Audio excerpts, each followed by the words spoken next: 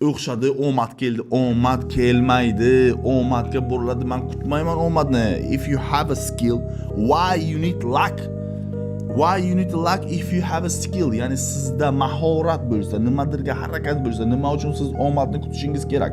Bitta hodisa bilan aytaman. Bitta ayolgina toza kelin bo'lgan, toza kelinchakning uyiga bitta ilon kelibdi. Daraxtning ustida o'tirgan ekan va ayolgina uni ko'ribdi va uribdi. Keyin ilon aytibdi, "Meni urma, men hayotingdagi baxtingman. Agar meni ursang, men ketsam, hayotingdan baxt ketadi" desa, ayol kishi baribir uni uribdi. Uribdi va ilon ketibdi.